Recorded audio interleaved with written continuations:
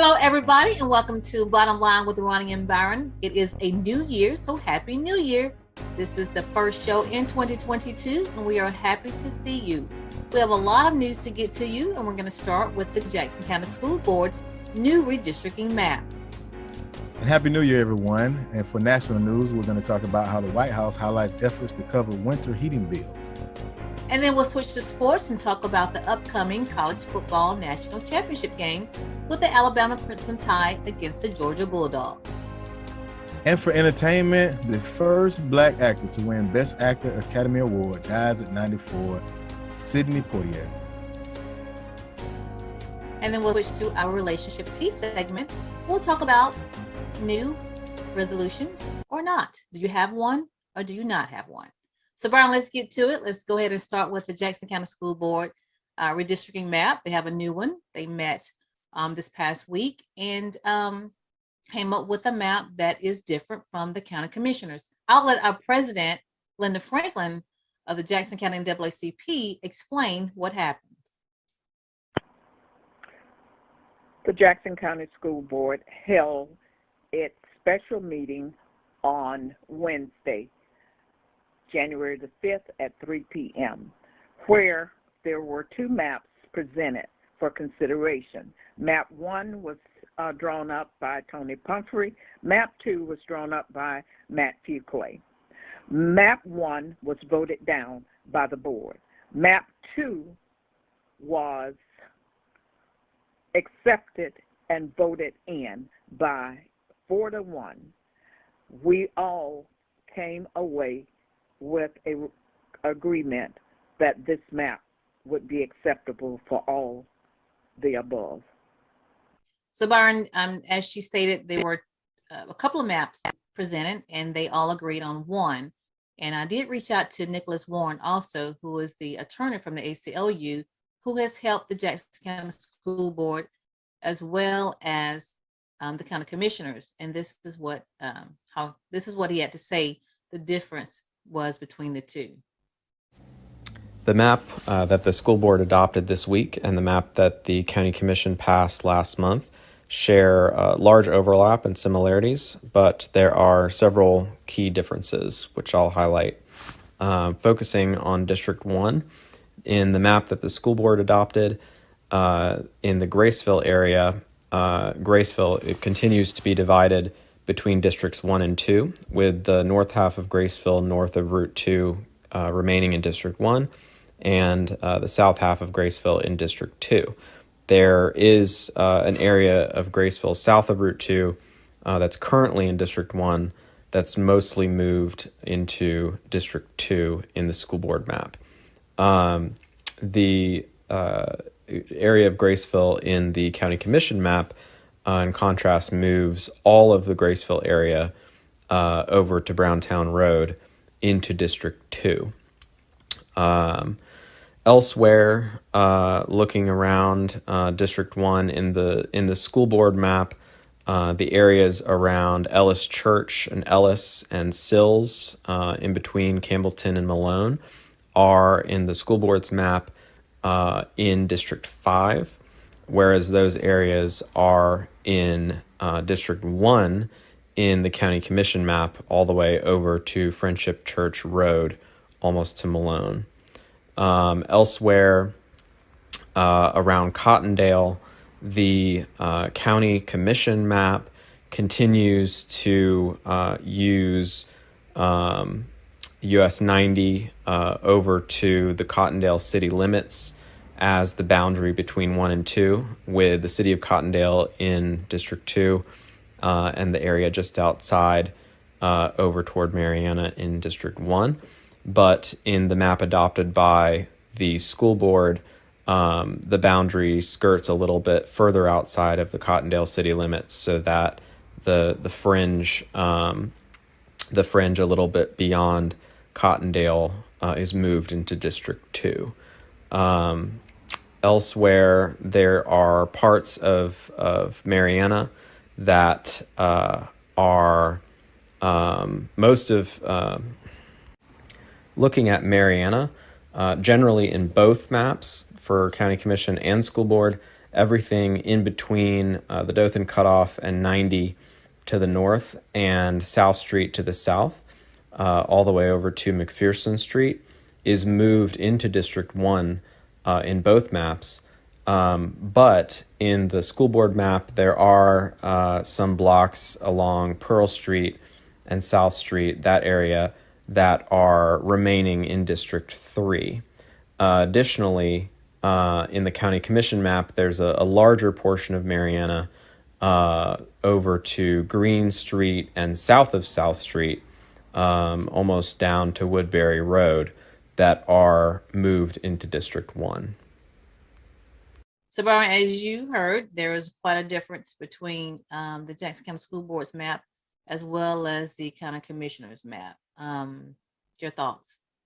Okay, well, I know there was a big push for those citizens in Graceville where they wanted to keep it, where they had two schools represented by two different school board members, so it was almost like they had two representations. So that's a plus. That's honoring what the majority of the people wanted.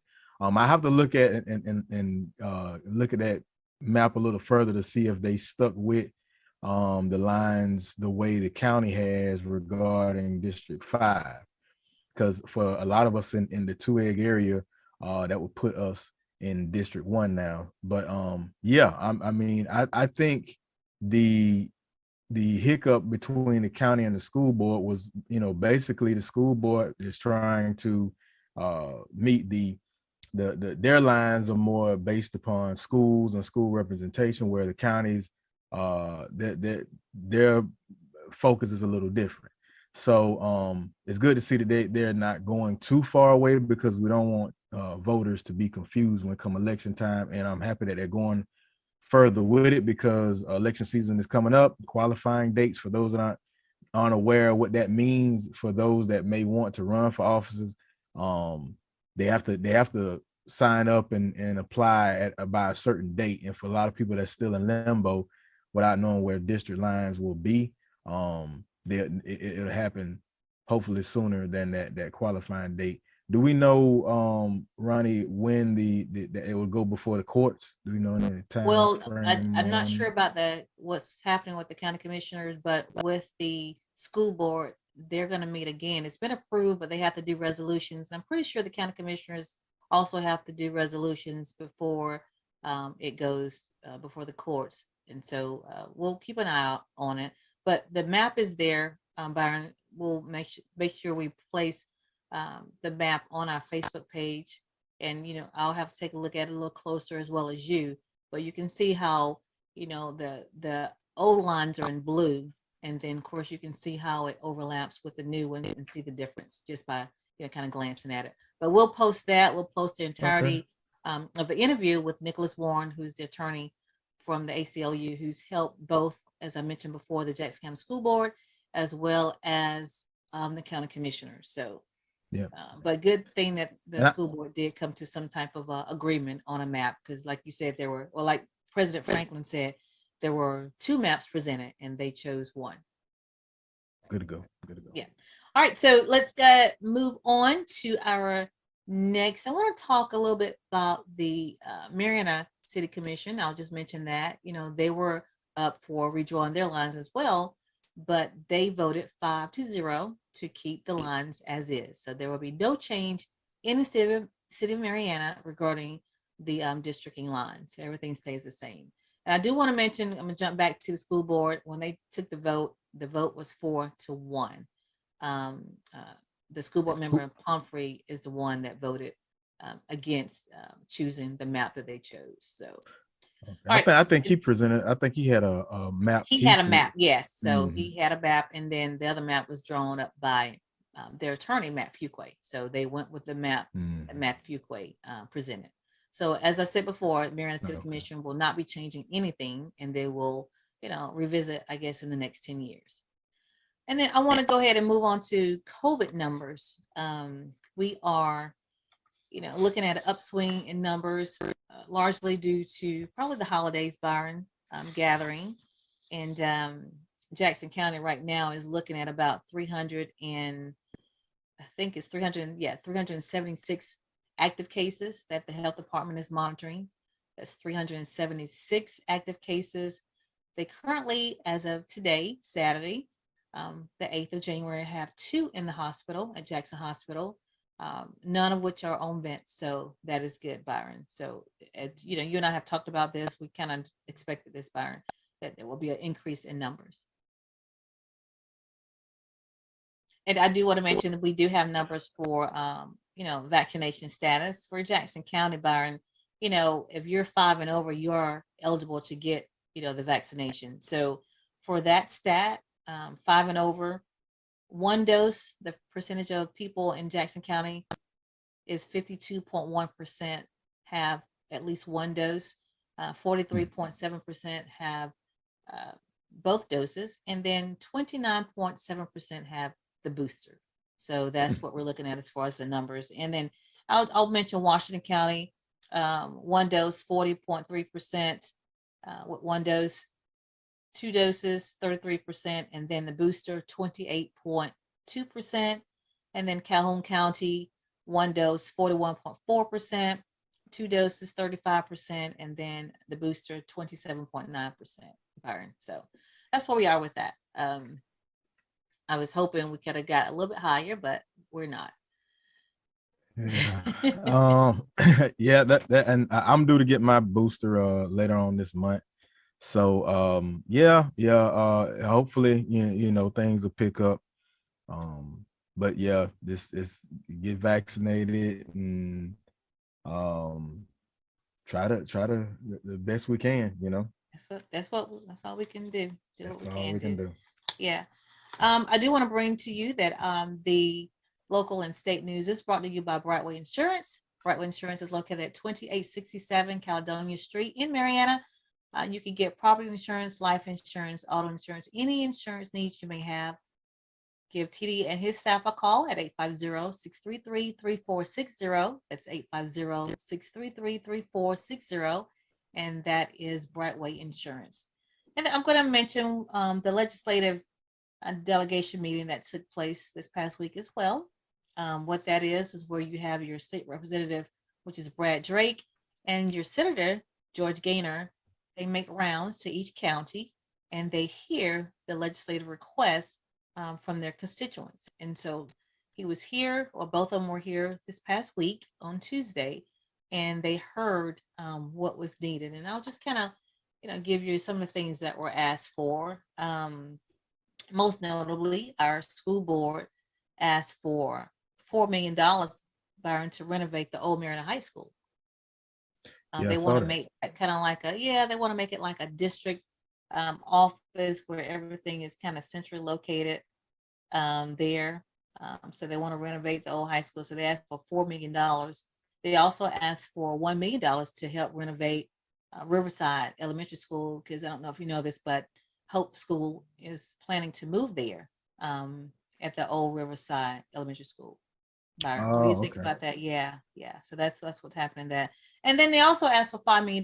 They want to move the bus barn, all the food service operation closer to Mariana K-8. So they want to have a facility there that will house basically all of those operations near the Mariana K-8. So they asked for quite a bit.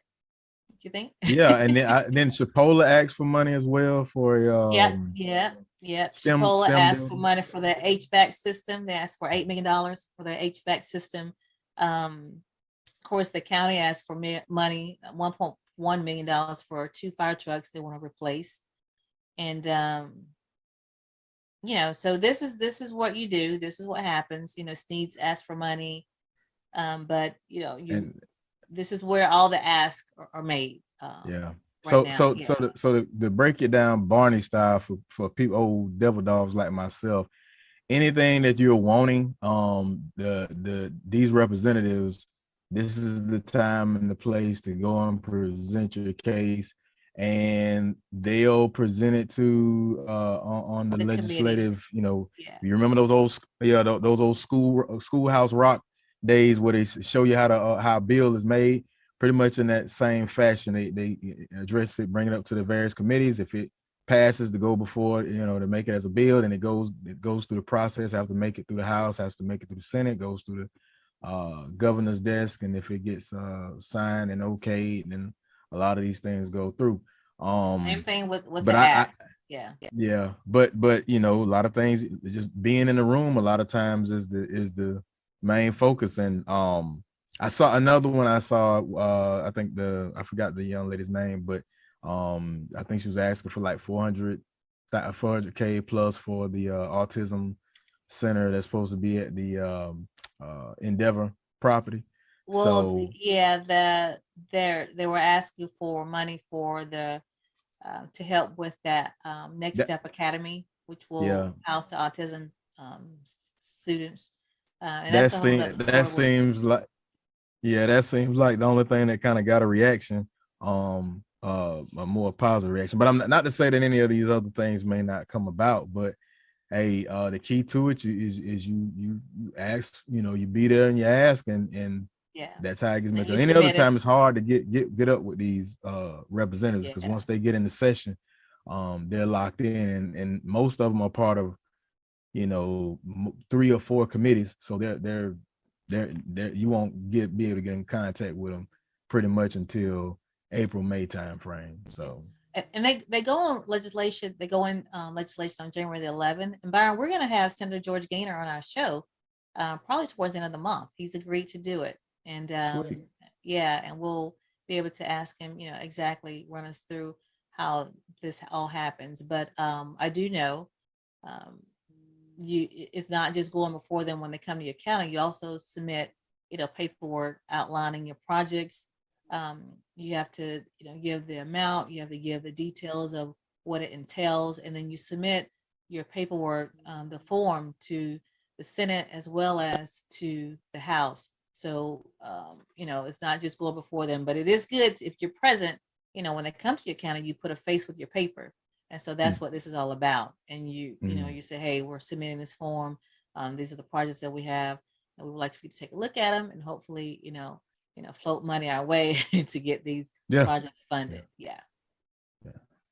So that's good news. Yeah. So that's good. So, but I want to make sure people understand that. And like I said, we'll have Senator George Gaynor on the show, and we'll basically let him talk to us about what he thinks is going to be funded here in Jackson County. Okay. All right. Well, again, I want to mention that local and state news is brought to you by Brightway Insurance. Brightway Insurance is located in Mariana. You can call them at 850-633-3460 and ask for TD Horn and his staff and get all of your insurance needs taken care of. Okay. All right. What we have for national news, Byron? So for national news, before I begin, People's Funeral Home, because they care and they're there when you need them.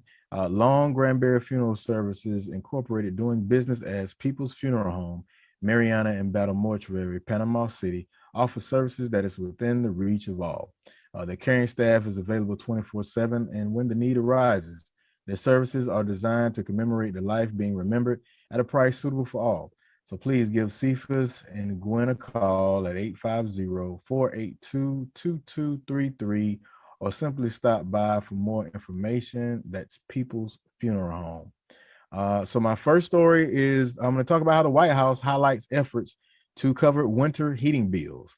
Now, I know us Florida residents, it's mainly for those real cold areas, but not so much for Florida residents. So the Biden administration is distributing an additional $4.5 billion in funds to help low-income Americans cover heating costs during a second pandemic winter, with cold weather states receiving the largest share, according to state-by-state breakdown released this past Friday. So the funding boost, part of last year's $1.9 trillion American Rescue Plan coronavirus relief package, more than doubled the normal funding level of low-income home energy assistance program. So these funds, they represent a large appropriation in a single year since the program was established in 1981. So it's a lot of money. States like Minnesota will receive nearly $274 billion in home energy assistance. Meanwhile, Texas, which has a population about 5 times larger, will receive $10 million more. New York State, with a population less than 20 million people, compared to Texas, received 29 million. Edgewater received under 876 million. So President Biden announced these commitments from 7 major utility companies across the country to guarantee no shutoffs for customers seeking assistance, and to identify and notify recipients eligible for government aid. That's So really good. Florida, yeah. So that's a good thing that they're trying to do. Although the pushback from Republican lawmakers is that the overall relief package, which was signed into law by President Biden back in March, has caused higher levels of inflation by pumping too much money into the economy. So that's how the other side looks at it, and it was something that was going to happen, because basically when we started talking about inflation, is basically printing more money. When you print more money, it devalues the dollar. But what else can you do in What do you do? Yeah. once in 100-year pandemic? Right. So needless to say, this is coming. So that's good news. What you think about that? Yeah, I think that's great, especially in those areas where it's freezing cold and people are really struggling financially. Yeah, you don't want that same deal to happen in Texas like it did. It was last year when the power went out and and pipes was busting all over the state, and yeah, that was a big mess. A disaster. But, that's what it was. Yeah. So that is good news for, like I said, those areas that are in severely cold temperatures and need the finances. Yeah. So the caveat on your story about COVID, the CDC drops breaking news about COVID vaccinated people and serious illness vulnerabilities. So CDC drops news about vaccinated people. Officials reveal that every vaccinated participant who endured serious COVID-19 outcomes as part of a new study of more than 1 million people had at least one risk factor that left them vulnerable. The CDC research has been published this week, and it's provided further evidence that COVID-19 vaccines protect people who are getting them. Just 189 people experienced various outcomes as a result. So just 189 people experienced these outcomes out of more than 1.2 million who get their primary vaccination series between December 2020 and October 2021. So the risk factors include being aged 65 and older, being immunocompromised, or having underlying conditions involving pulmonary disease, liver disease, chronic kidney disease, neurologic disease, diabetes, or cardiac disease. So that's kind of stuff that we kind of already knew, but in more of the breaking news, controversial issues that you might have been seeing all over news lately, even the interviews with Joe Rogan about the medicines and different things that they're taking, that not much is happening with those, trials that people were trying early on, but for sure, those are the top, factors that are affecting people that have the COVID-19 vaccines, and out of that 1.2 million, you have a small percentage that seems like almost 10%, less, way well less than 10%, 189 people experiencing outcomes, but they have underlying conditions. So it's despite what naysayers are saying, it's still good. It was more beneficial. Yeah. Yes. Well, that's what I was saying. So the bottom line is they were saying it's more beneficial for you to have the vaccine than not. Yes. Especially if you have some type of underlying condition, right? Yes. Right. Okay. So that's the bottom line. So trust the medical experts. It's no controversy there. So in my next story, may be a little shocking or scary to some people, and may be good news for others. Walmart is vastly expanding its straight to your fridge service as grocery delivery war with Amazon, Instacart, and DoorDash heats up. So hear me out. Walmart is setting up a grocery delivery service where they actually come into your home and put your groceries in your refrigerator. right? I So don't know about that, Byron. yeah. I'm skeptical on that one too. But Yeah. hey, Walmart is gonna go hard. So the thing is that they're gonna provide the Walmart employees with body cams, so that and it'll be an app that you download, and so you'll see them actually coming to your home and deliver. Now, me personally, I think that would be a good idea for those that may be like myself, like my family. Will travel and we don't always stay in hotels. We'll rent houses. So in that aspect, if we pay for that service, so groceries and stuff like that to get put into the home before we get there, while we're on the road, that would be something cool, because you wouldn't steal anything. I see that, but You I can see see, that, but not outside when of just you're home and you're.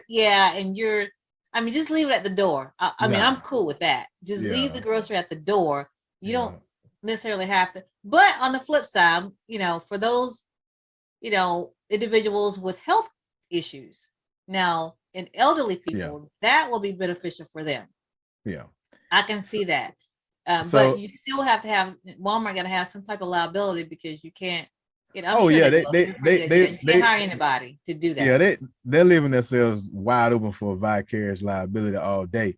And what the statement they're making is that they actually said, we have found it is a perfect solution for customers who want to live their lives without worrying about making it to the store or being home to accept a delivery. So I get that, I get But what how you they're get trying in to do. if you're not home? How are they going to get in? That's the thing that they have. It's going to be an app called the in-home app, that and this is going to be a service. Now, this is not going to be like you'd have to actually pay so much a month. So customers can also buy a smart lock from in-home for $49.95. So in that app, you give access to the Walmart employee to get that. They'll get your code, and then they'll be able to come in. It's a one-time code, and the code changes every time, but the code will change. You give them the code, they can come in, they'll record themselves coming in and putting the groceries in, so you can see the whole process. And then wait, Byron, hold on, let me stop you. So is it like a lockbox where you have a code to the box and the keys in there? I mean, because I'm just saying, like, everyday person that have a door, there's a key. So is it? I mean, I don't understand that process. How do you do that? Yeah, this is more geared towards people that have those, those smart homes and those systems that. So that leave the common person out. Yeah. So that leave us out, because we can't. No, it ain't gonna be no lock balls. You get the key and it ain't gonna be that type of deal. So because in the same retrospect, it's a way for them to kind of, it'll be a monthly fee for the in-home app, and all of that is tied in together. So I don't know about that one. This might be one of those ideas that they're kind of swinging for the fences, and but because it doesn't meet your everyday Walmart shopper, because everyday Walmart shopper don't have a smart home. Like, most people I know, you have a key and a doorknob, so you don't have the smart home to be able to be compatible with what you're saying with this type of setup, right? And then what I don't think that they're taking into account is they're kind of losing sight of how they actually started, and those consumers haven't went anywhere. They're still true to Walmart. Right. So like you say, that the lower income, the middle class folks, just out of simple mindset, I don't want nobody all up in my house, Well, that's just And then most people are the same folks that live around you, and then you don't want nobody just up in your home like that. And you definitely go to my refrigerator. No. So I don't care if they do got a camera on them, So but that's the shot in the wind. So they're trying to compete with the DoorDashes and all, and Amazon Fresh. So we'll see where that goes. But Amazon and DoorDash, they're not doing that, right? I mean, I didn't think they were. Okay, so they just trying to be a step ahead. Okay, I got you. Okay. Yeah. So, and before I end, it's People's Funeral Home. I want to mention them because we care. We're here when you need us. Long Granbury Funeral Services Incorporated, doing business as People's Funeral Home. People's Funeral Mariana and Battle Mortuary. Panama City offers services that is within the reach of all. Our caring staff is available 24/7, and when the need arises, their services are designed to commemorate the life being remembered at a price suitable for all. So please give Cephas and Gwen a call at 850-482-2233 or simply stop by for more information. That's People's Funeral Home. All right, let's go to sports. As most of you know, Jackson County hosted the Milton H. Johnson Invitational last week, which was the week after Christmas. And it was very good. All 5 high schools participated. You have schools from Alabama, Georgia, and it was a great experience. I got a chance to attend all 5 days. It was Tuesday, Wednesday, and Thursday. I didn't attend all the games, but I have some pictures here you can see. But yeah, me either. But I did attend, a couple of games each day, and it was a great experience. That's how I remember when I was in high school. They had that, Christmas tournament, or the week after, the holiday tournament, I should call it. And it was just great to have all 5 schools, participating. And one thing did happen. FAMU was supposed to be one of the schools that participated, and they pulled out, I'm told, because of COVID protocol. And so Bethlehem was substituted to play one day in their spot. And then the last day, what was people hoped to happen was Mariana was to play FAMU. However, since FAMU pulled out, they were hoping that, it was Malone. Malone was supposed to play FAMU, and FAMU pulled out. So that left an open spot, and they were hoping that Mariana would pull in and play, but that didn't happen. So people were kind of a little bit disappointed in that, Byron. But Mariana had already, committed to a tournament in Georgia, and they didn't change it, and so they went on to participate in that tournament. But people were a little disappointed that they couldn't see that Malone-Mariana rivalry at Chipola. The Invitational was taking place at Chipola, huge facility, especially for high school sports. So there you go. Yeah, I missed. I think I missed daggum every game of the tournament. It's just bad timing, work, and stuff like that got kind of tied in it. So it was fun though. We really wanted to go, but we're gonna definitely try to catch. Hopefully they'll have it next year. Yeah, it was sponsored by the Optimist Club as well as the Jackson County School Board. So great idea.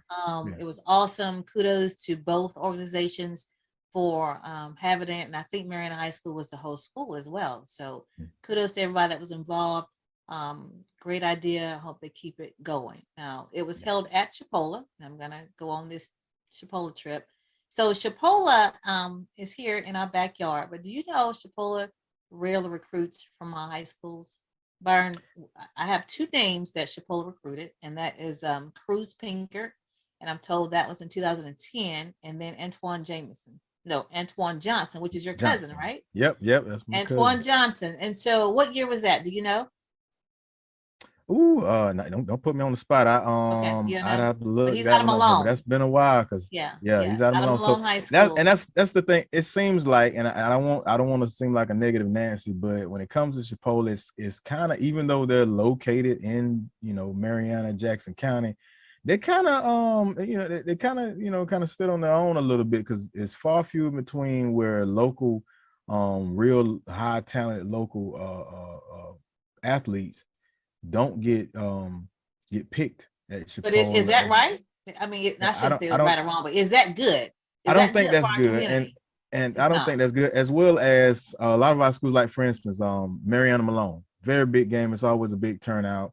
But it doesn't, like at Malone, it can't even hold up. I would hope that those Mariana Malone games sometime at Chipola would hold a lot more people, and it helps the local schools. Even pro team, I would like to see more. I would like to see more a lot recruiting. A lot more recruiting, and a lot of more community engagement with those players, and within the local community. Come out to these schools and talk to these kids, and a lot more recruiting with we're not asking you to just give a local player a shot, but hey, we've got some top prospects even now. We got some. The kid from Mariana, I think he's the point guard. I don't know his name, but he's really good. I watched him, play during the tournament, and I think he deserves a shot. but Chipola, for whatever reason, it seems like they just don't look at any of the talent here locally. And I think the Appreciation Club, the boosters, wherever their names are, they should say something. I really do. We have a lot of local boosters here that, support Chipola. And I think they should say something. And it's not even just limited to the boys. The girls don't recruit here either. Softball, baseball. Now I will say softball and baseball, they do better. They do. Yeah. Because I know they just recruited one of the young ladies from Mariana High School. Chipola softball team did. So Chipola softball and baseball, they do. But basketball for girls and boys, I mean, it is not even on the table to look at the talent here. And I think the coaches, they need to, have a heart-to-heart with those coaches and say, hey, what's the problem? Why are you not even looking at it? Because ideally, even just one scholarship, I think, should be reserved for a player from Jackson County each year, at least one. Yeah. At least one. So I'm hoping whoever sees this can go back and tell them that, that's something that needs to be looked at. Yeah. Because like right I said, now, I mean, it's crazy. I'm not saying 2010. How many years ago was that? 12 years. That's crazy. It's very far few in between, and that's not saying that that's the only like high end talent. I if you're looking for 7-footers and 6'9" and 6'10", I mean, you probably won't get that in Jackson County, but it's real good talent. It is some talent, but like I said, the kid from Mariana, that's the point guard. Yeah, know his name. Type it in the chat box so I can know his name, but I forgot. I know his name, but I forgot it. But that kid needs a look from Chipola. Yeah, he doesn't. I mean, it doesn't make sense that these guys have to go to other junior colleges. We have one right here in the county. That's ridiculous. I dare say beyond sports. I don't know what the data is, whether with their drama and with other scholarships that they provide, but I dare say all the other not just in sports, but any other scholarships that they provide.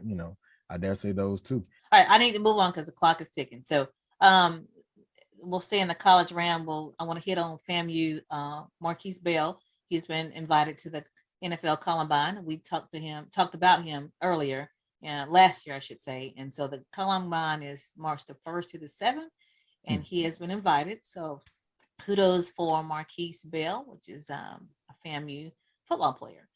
And then speaking of college, we do have the upcoming national championship for college football, the Alabama Crimson Tide against the Georgia Bulldogs. So who do you have, Byron? So I'm not an Alabama fan. If I put it this, I want Georgia to win, but if I had to put money on, if I had to bet, I would bet on Alabama because they just seem to always especially with Georgia. Georgia just always they get to that point and then I don't know what happens to them. So if I had to put money on it, I'd go with Alabama, but I want to see Georgia win. Yeah. All right. Well, I want Georgia to win too, and I have a couple of reasons. I think Georgia is coming off of a great win over Michigan in that Orange Bowl. They held their offense to 300, I think 20 something yards. They had 4 sacks and 3 takeaways. So both. I mean, SEC teams, you gotta, very rare where you'll see teams out of those other conferences just come in and beat. That's a tough conference. These the Southern boys, and they collard greens, cornbread boys. Yeah, and they basically like almost, I dare say you could put Alabama up against some pro teams out there and they might give them a run. Yeah. You know what I'm saying? So you have to come with it. It's a lot more finesse in the other conferences, whether it's real ground pound, strong cornbread fed boys that get it in. So but that's my first reason. The win that they've had over Michigan, so they're fired up. Especially their defense. Like I said, they had only allowed 320 some yards. They had those 4 sacks and they had the 3 takeaways. But my next reason is because you have the mentor against the student. The mentor Nick Saban against Kirby Smart. He was the student. He was with Alabama for like 9 years. So I think Kirby Smart, is hungry. I think the team is hungry because, of course, Georgia lost in the SEC championship to Alabama. They did lose. However, they're hungry because they lost. They're hungry because they have not won a national championship since 1980. So all three combined, Kirby is like 0-4 against Nick Saban. Like I said, they lost in the SEC championship, and they have not won a national championship since 1980. All that combined, they're hungry. So that's the other reason. I think they're like, okay, let's get it together. Let's pull this off. So he may pull another Jimbo. Jimbo was the only one. So that game is scheduled for Monday, which is the 11th. No, Monday is the 10th. We're the 10th at 7 p.m. Central Standard Time. That game is in Indianapolis. And is that going to be aired on CBS? I think is it CBS game? I have to look it up. I think so. I think they got all.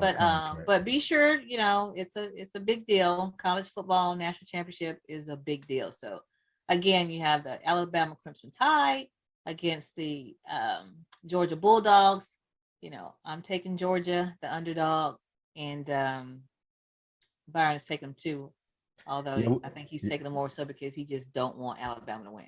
Yeah. All right. One quick thing. Antonio Brown, real quick. I got 40 seconds.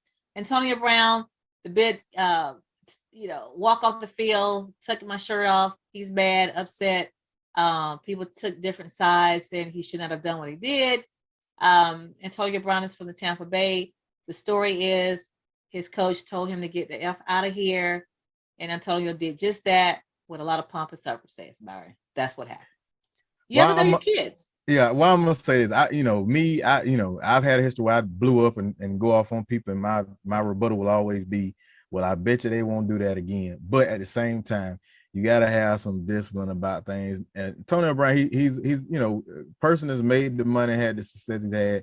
There's ego involved. He's at that point of his career where he's not Byron, top, he has issues. Top dog no more. We already know he's had mental issues now. But he ain't that mental. I'm not saying he's a mental case. I'm just saying he's had some mental issues. We all know that. So my point is, you got to know how to talk to your players. You got to know, just like you have to know how to talk to your kids.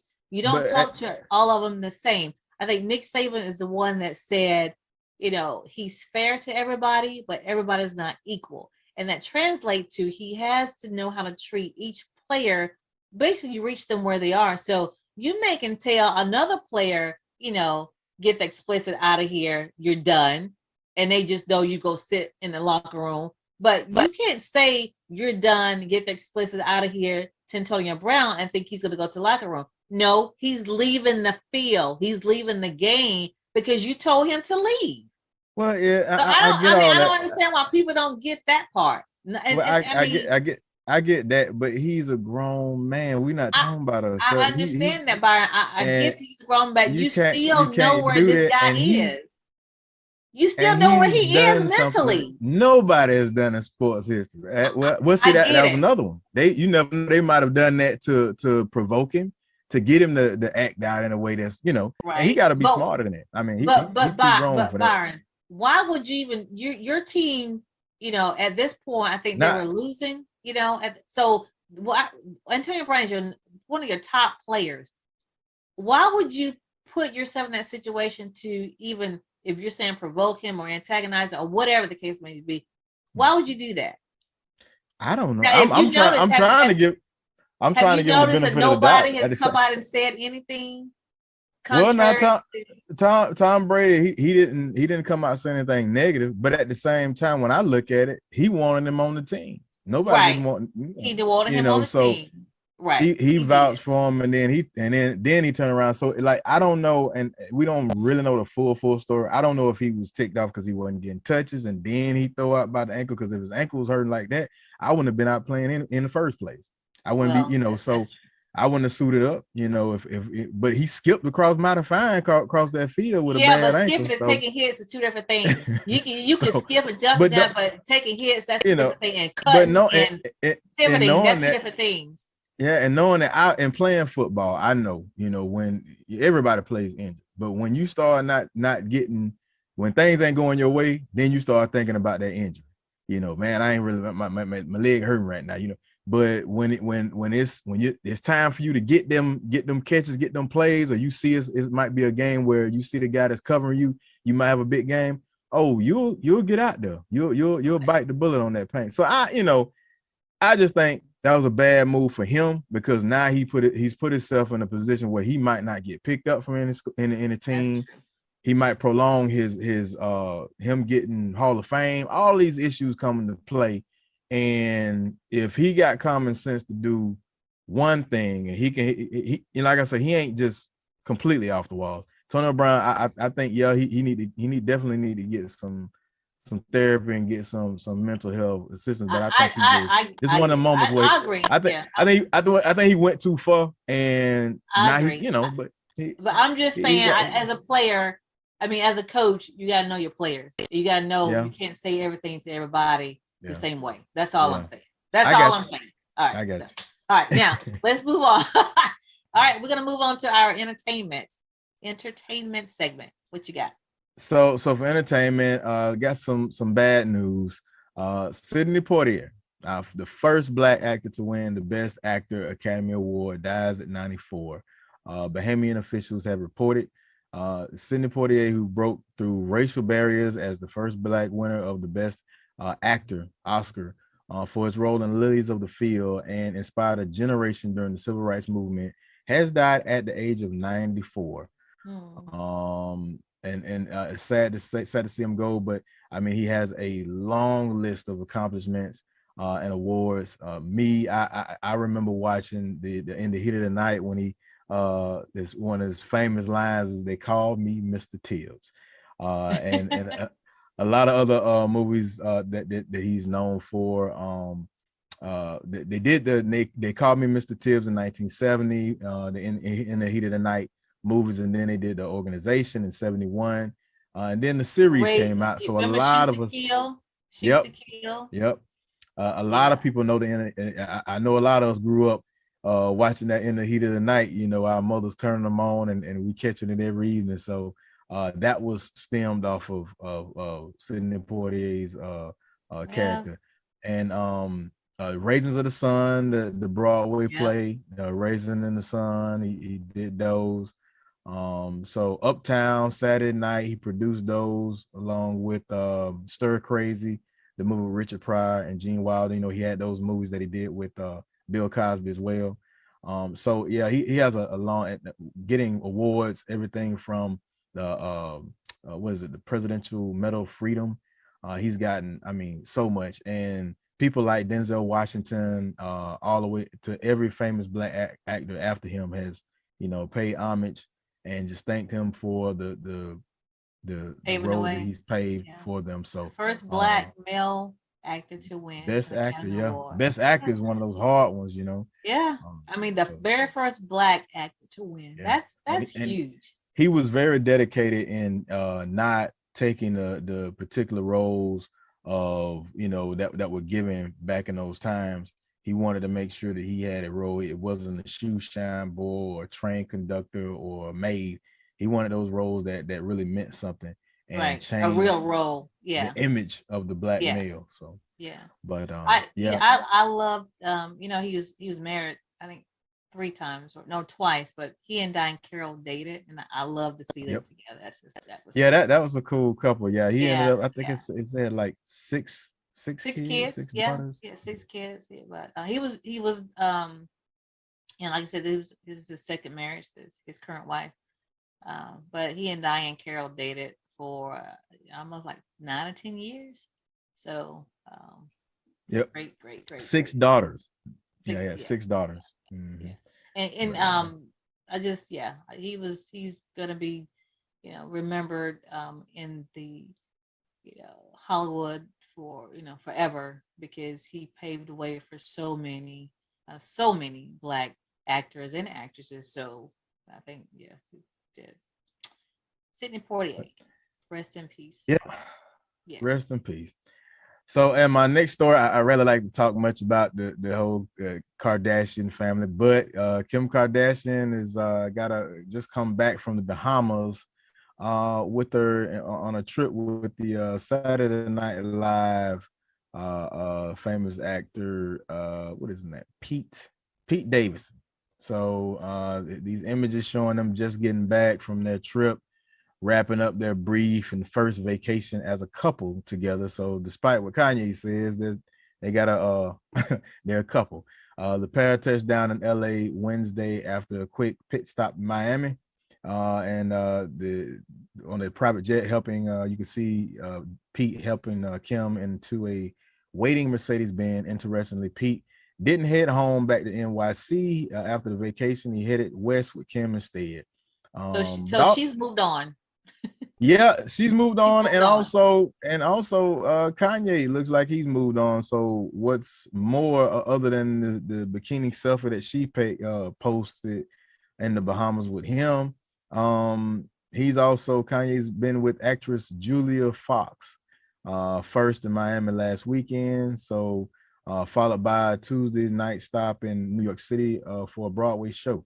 So looks like life is going on for everybody. She moved on, so that's the best way to do it. Just move on. Just move on.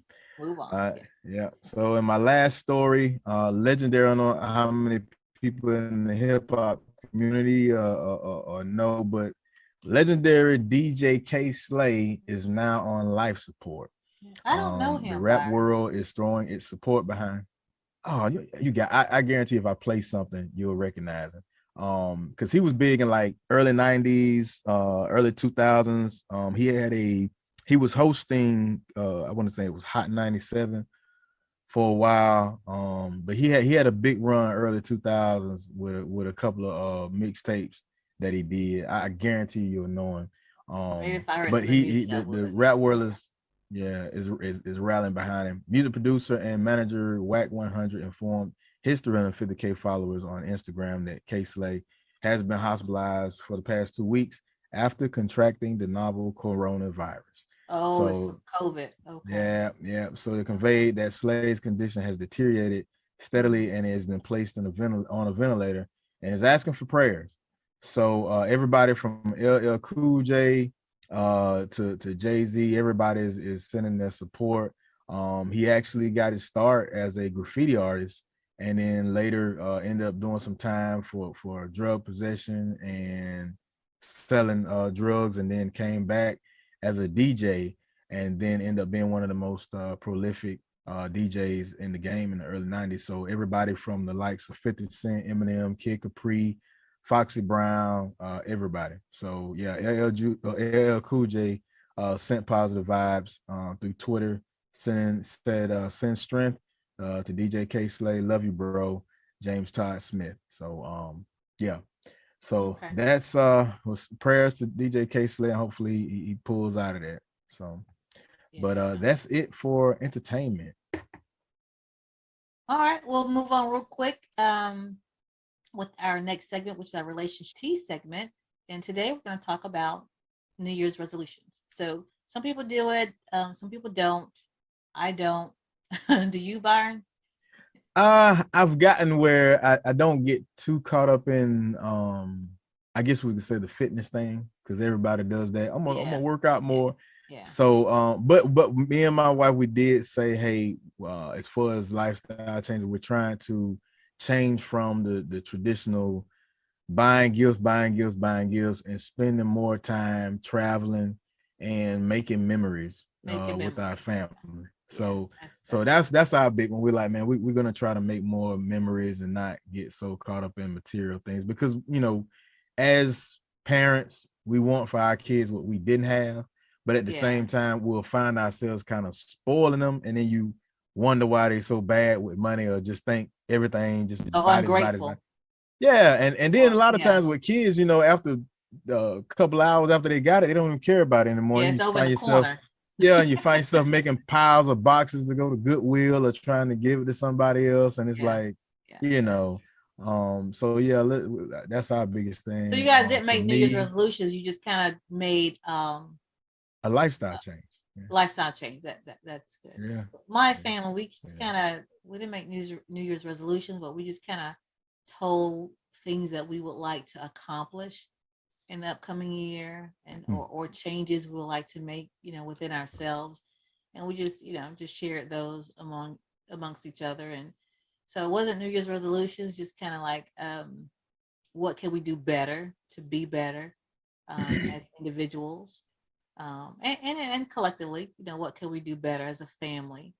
So that's what we did. So it wasn't a New Year's resolution, just kind of reflection, and evaluation, self-evaluation, just kind of see how can we be better, be better for each other and be better for ourselves. So I think that's how we do it. But some people do, you know, like New Year's resolutions. I think it's kind of like a thing kind of fading away, though. People are kind of getting away from that. It seems like I didn't see a whole lot of, you know, sometimes you can see stuff on social media. I didn't see a whole lot of, you know, Posting, New Year's resolutions. Did you? I didn't see. Not really. I seen a lot of, you know, happy to make it, you know, to 2022 because it's been so crazy. Grateful. But not so much of the resolutions. I think everybody resolutions just happy to be here. And like alive, you say, huh? and just really, you know, just making it. But I'm like you, you know, I guess you could say instead of resolutions, you know, reflections. Because I said I was gonna start doing that when it came to my birthday, because you know, it seemed like 10 years went by so fast. You get so caught up in career, you get so caught up in your goals. And the next thing you know, you're like, well, what happened to the last 5 years? Because I slip up sometimes. People ask me how old I am, and I'm like, oh, hold on now. You know what I'm saying? So it's like, just take the time to reflect on what happened that year. What accomplishments you made. What did you learn from yourself and from things about yourself, and how could you make it better? Because we all have our moments, and you know, like I said, if people follow me around 24/7 with a camera, you could paint me a lot of different ways. So so I want to make sure that camera, you know, in my mind is a lot better and a lot clearer. So self-reflection. All right, self-reflection. That's what, and we encourage you to do the same. Self-reflect, self-evaluate, and just, you know, jot down what can you do better to make yourself better. Because when you make yourself better, you make those around you better. So, and we're not all perfect. Nobody's perfect. We're not gonna all get it right, but we can all strive and try. So that could be a catchphrase for this year. Strive and try. That's what we're gonna do. Yeah. All right. Bottom line of Roni Byron is telling you to incorporate, strive, and try. There we go. Okay. Well, thank you guys for watching us today. This is our first show for 2022. Again, we're happy to see you, and we want to thank you for your support, and we encourage you to continue to follow us on YouTube as well as Facebook, and we will air on weekends, Saturdays and Sundays. So if you miss us on Saturdays, be sure to check us out on Sundays. All right, that's going to wrap it up for the show. And remember, if you know the truth, you can speak the truth. And the light shines brighter when it shines for two. We'll see you next week.